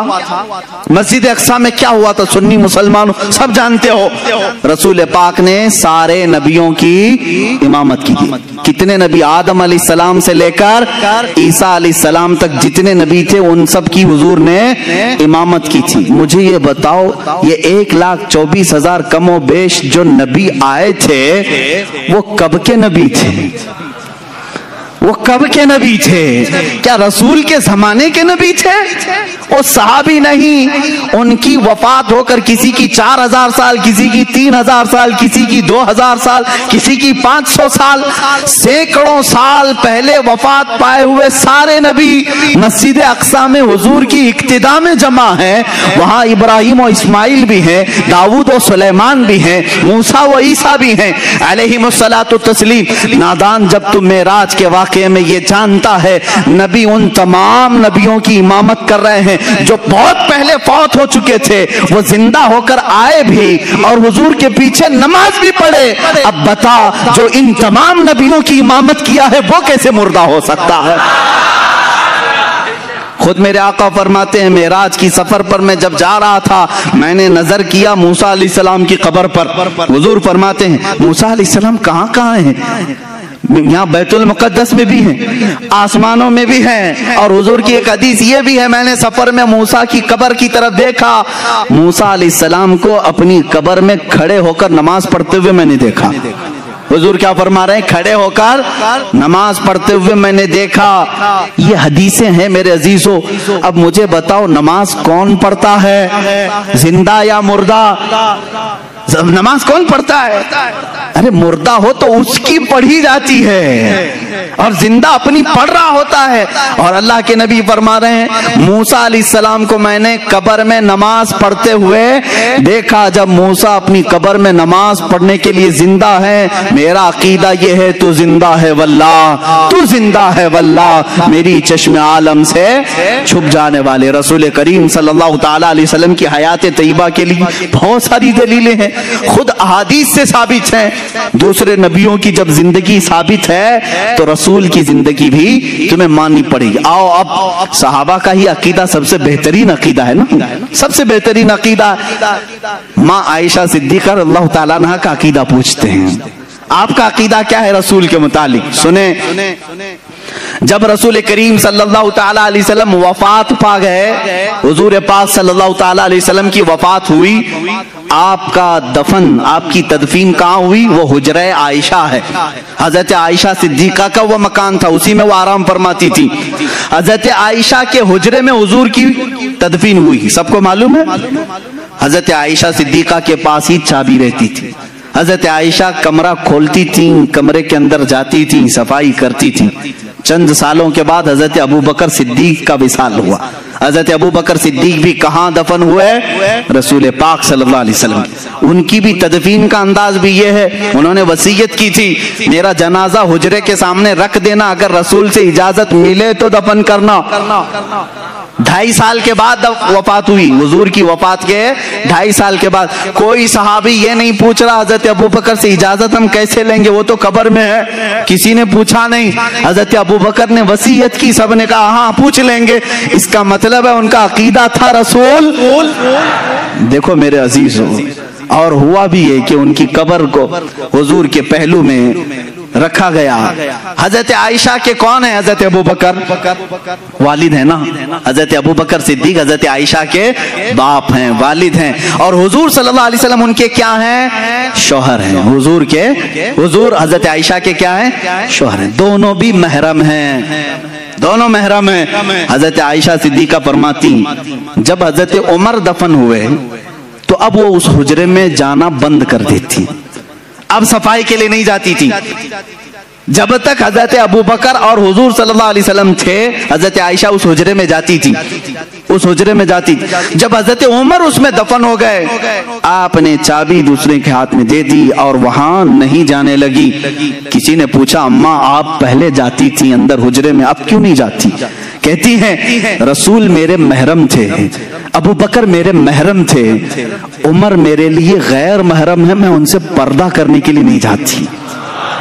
مجھے بتاؤ اماں عائشہ، پردے کا حکم تو زندوں کے لیے ہے، پردے کا حکم کس کے لیے ہے؟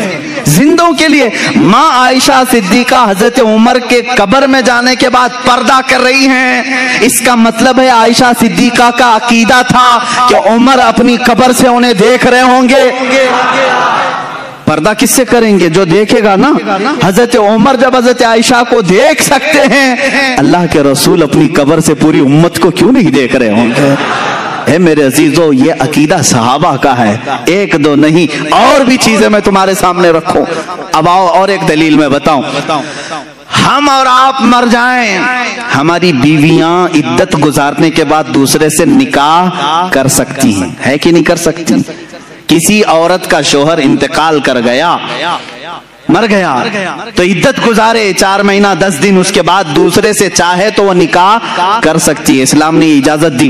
لیکن رسول پاک کی ازواج مطہرات کی یہ خصوصیت ہے کہ وہ زندگی بھر کبھی کسی دوسرے مرد سے نکاح نہیں کر سکتی۔ حضور کی وفات کے بعد بھی کئی ازواج مطہرات باحیات رہیں، اس میں حضرت عائشہ صدیقہ رضی اللہ تعالیٰ عنہ بھی رہیں، کافی سال تک رہیں حضرت عائشہ صدیقہ رضی اللہ تعالیٰ عنہ، لیکن کسی بھی زوجہ نے دوسری شادی نہیں کی، کیونکہ ان کے لیے حرام تھا، کوئی دوسرا ان سے نکاح نہیں کر سکتا تھا۔ کیوں نہیں کر سکتا تھا؟ وہ بھی تو عورتیں ہیں۔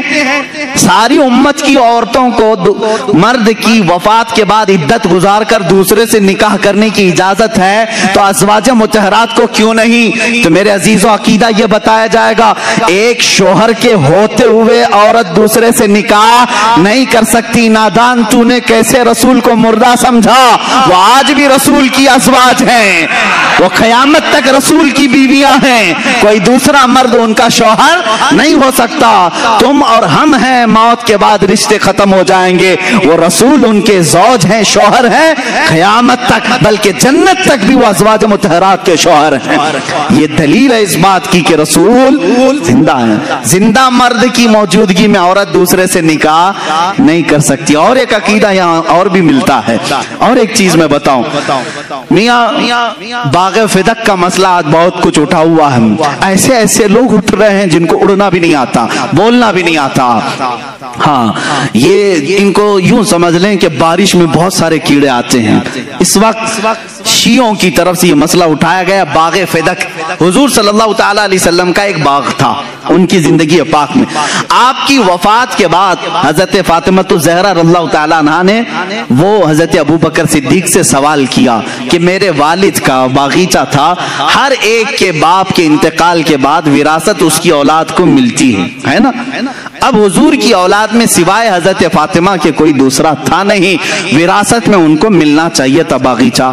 لیکن حضرت ابو بکر صدیق نے یوں فرمایا، اے بطول، اے فاطمہ بنت محمد صلی اللہ علیہ وسلم، آپ کی عظمت، آپ کی شان بہت بلند و بالا، لیکن میں نے آپ ہی کے والد گرامی سے ایک حدیث سنی ہے۔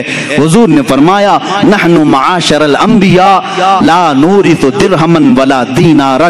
حضور نے فرمایا ہے، ہم انبیاء کی جو جو جماعت ہے ہم وراثت میں کوئی مال نہیں چھوڑتے اور جو کچھ بھی چھوڑ جائیں وہ پوری امت کے لیے صدقہ ہوتا. رسول کی وراثت نہیں بانٹی جاتی. تو حضرت فاطمہ واپس آ گئی.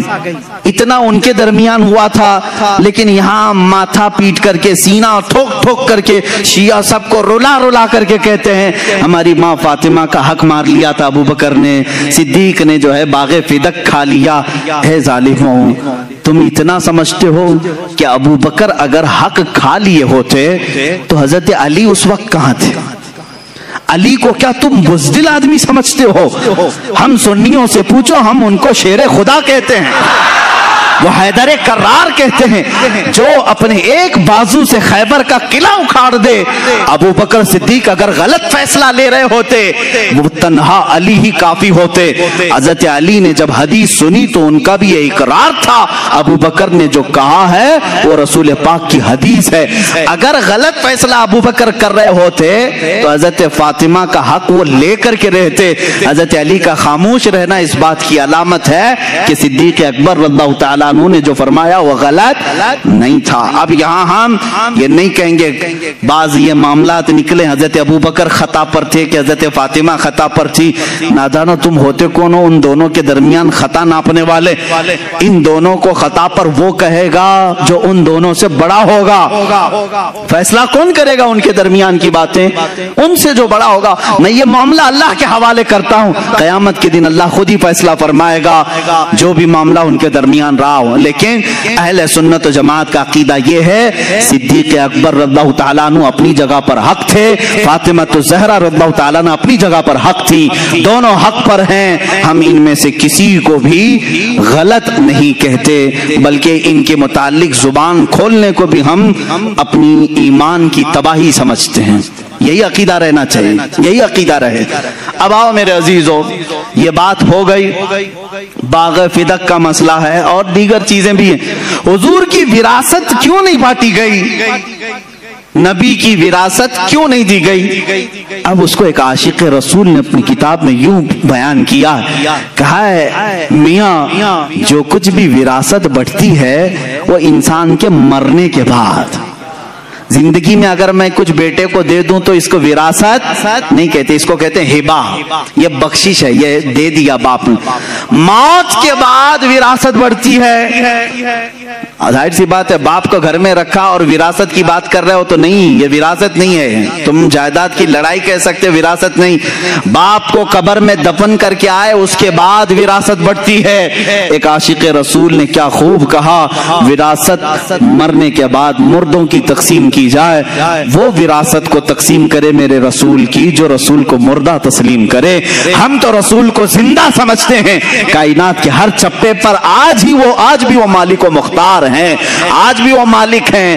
تو مالک کے ہوتے ہوئے وراثت کے بانٹنے کی ضرورت کیا ہے؟ فاطمہ کے باپ آج بھی باغ فدق کے مالک ہیں. ہمارا عقیدہ تو یہ ہے. عزیزان گرامی وقار, آخری باتوں کی طرف آتا ہوں.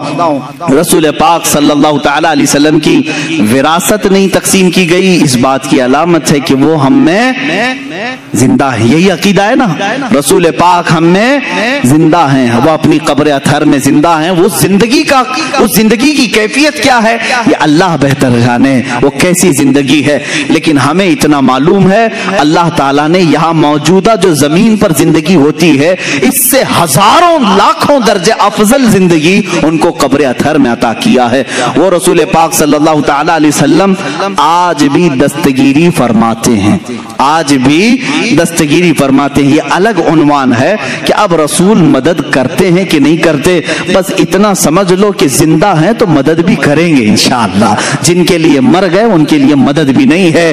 ہم تو کہتے ہیں رسول پاک صلی اللہ تعالی علیہ وسلم کے متعلق کہ ہم حضور پاک صلی اللہ تعالی علیہ وسلم کو دستگیری کرنے والا, مدد کرنے والا تصور کر کے ہی تو یہ شعر پڑھتے ہیں نا آقا کی بارگاہ میں, یا رسول اللہ شافی و نافی ہو تم, वाफियो काफी हो तुम, दर्द को कर दो दवा, तुम पे करोड़ों दरूद, आंख अता कीजिए उसमें जिया दीजिए, जलवा करीब आ गया तुम पे करोड़ों दरूद, बेहुनरो बेतमीज किसको हुए हैं अजीज, एक तुम्हारे सिवा तुम पे करोड़ों दरूद, गंदे निकम्मे कमी महंगे हैं कोड़ी के तीन, कौन हमें पालता तुम पे करोड़ों दरूद, तुम हो हफीजो मुगीस क्या है वो दुश्मन खबीस, या रसूल अल्लाह तुम हो हफीजो मुगीस क्या है वो दुश्मन खबीस, तुम हो तो फिर खौफ क्या तुम पे करोड़ों दरूद। अल्हम्दुलिल्लाह आज हमें खौफ नहीं है, डर नहीं है, इसलिए कि हमारे साथ अल्लाह का रसूल है। अब एक आखिरी बात जो मैं कहने जा रहा था वो ये है, हुजूर सल्लल्लाहु तआला अलैहि वसल्लम जिहाद में शरीक हुए, तकरीबन 17 जिहाद आपने फरमाया, 17 गज़वात में शरीक हुए। तो जिस जंग में हुजूर तशरीफ ले जाते हैं उसको गज़वा कहते हैं। क्या कहते हैं? गज़वा। और जिसमें हुजूर नहीं शरीक थे, सहाबा गए थे, उसको सरिया कहते हैं। क्या कहते हैं? ये दोनों डेफिनेशन याद रहना चाहिए। बद्र में हुजूर थे बनफ्से नफीस, तो उसको क्या कहेंगे? गज़वे बद्र। जिसमें हुजूर पाक सल्लल्लाहु तआला अलैहि वसल्लम अपने जिस्म अतहर के साथ शरीक रहे, जैसे जंगे उहद, उसको भी क्या कहेंगे? गज़वे उहद। गज़वा कहते हैं जिसमें हुजूर शरीक रहे। लेकिन एक जंग का तज़किरा मिलता है, गज़वे हिंद। ये मसला छेड़ते ही कुछ लोगों के पेट दुखने लगते हैं आज। हाँ, लेकिन ये हदीस पाक है, बहुत सारे पंडित डिस्कस कर रहे हैं गज़वे हिंद होने वाला है, गज़वे हिंद होने वाला है। हाँ, वो डिस्कस कर रहे हैं क्योंकि हदीसों की किताबें पढ़े होंगे। अच्छी बात है, तुम पढ़ करके ही डरते रहो। ये और बात है कि सुन्नी अभी तक सोए हुए हैं, मुसलमान अभी तक सोए हुए हैं, हमारे पास तो कोई ऐसी चीज दिखती नहीं है, लेकिन ये अल्लाह ही की मदद है, अभी से डर है। खैर, मैं उन तमाम चीजों पर नहीं जा रहा हूं, लेकिन इतनी बात है कि गज़वे हिंद क्या है। हजरत अबू हुरैरा रज़ियल्लाहु तआला अन्हु रिवायत करते हैं, एक गज़वा होगा, 2 गज़वों के बारे में हुजूर ने जन्नत की बशारत दी। एक कुस्तुनतुनिया इस्तांबुल फतह करने वाला लश्कर, और एक हिंद में आखिरी वक्त क़यामत के करीब एक गज़वा होगा, उसमें शरीक जितने होंगे हुजूर फरमाते हैं बेहिसाब जन्नत में जाएंगे। हज़रत अबू हुरैरा फरमाते हैं अगर मैं जी लिया अपना सब कुछ बेचकर मैं हिंदुस्तान जाऊंगा। कौन कहते हैं? हज़रत अबू हुरैरा। अब वो गज़वे की डिटेल फिर किसी मौके पर अर्ज करूंगा, गज़वे की डिटेल फिर कभी अर्ज करता हूं, लेकिन मुझे यहाँ पर बात ये करनी है, ये क़यामत के करीब होने वाला है, क़यामत के करीब होने वाला, और उसको कहा क्या जा रहा है? गज़वे हिंद। और गज़वे की डेफिनेशन मैंने क्या बताया? जिसमें रसूल पाक, तो ये तो अभी हो रहा है। गज़वा कैसे? मुहद्दिसीन ने कहा ऐ लोगों घबराओ मत, उस गज़वे में भी रसूल तशरीफ लाएंगे। हुजूर पाक सल्लल्लाहु तआला अलैहि वसल्लम रूहानियत के साथ जलवाबार होंगे, इसलिए उसको जंगे हिंद नहीं कहा गया, गज़वे हिंद कहा गया है। गज़वे हिंद कहा गया। इससे पता चलता है कि रसूल क़यामत तक जिंदा हैं और जंगों की क़यादत भी करेंगे इंशाअल्लाह। हम गरीबों के आका पे बेहद दुरूद, हम फकीरों की सरबत पे लाखों सलाम। मेरे आका सल्लल्लाहु तआला अलैहि वसल्लम की हयात तय्यबा को यकीन के साथ रखो मेरे अजीजों। रसूल करीम सल्लल्लाहु तआला अलैहि वसल्लम हैं, सुनते भी हैं, देखते भी हैं, मदद भी फरमाते हैं। इस अकीदे के साथ जियोगे बहुत सारी चीजों में तुम्हारे तमीज आ जाएगी, बहुत सारी चीजों में सुधार आ जाएगा। बल्कि आपको ये भी बात मैं बताऊं, हर जुमेरात को हुजूर फरमाते हैं मेरी उम्मत के अमाल मेरे पास पेश किए जाते हैं। क्या मुर्दों के पास अमाल पेश किए जाएंगे? हुजूर फरमाते हैं मेरी उम्मत के अमाल में हर जुमेरात को देखता हूं, अच्छे हो तो अल्लाह का शुक्र बजा लाता हूं, बुरे हो तो अल्लाह की बारगाह में इस्तिग़फ़ार करता हूं। मेरे आका हर जुमेरात अपनी उम्मत के अहवाल सुन रहे हैं, फरिश्ते पहुंचा रहे हैं। अब भी अकीदा नहीं तुम्हारा कि रसूल जिंदा हैं, हमारे अमाल भी देख रहे हैं। इसलिए मेरे अजीजों अब इस अकीदे के साथ उठो یہ جمعرات آئے گی تو خیر مناؤ، کہیں میرے برے اعمال میرے آقا کے پاس نہ چلے جائیں، حضور کی بارگاہ میں میری برائیاں میرے گناہ نہ پیش کیے جائیں، اس لیے جمعرات آنے سے پہلے توبہ کر لوں، کچھ نیکیاں کر لوں تاکہ میرے آقا صلی اللہ علیہ وسلم کے دربار میں اچھائیاں پیش کی جائیں۔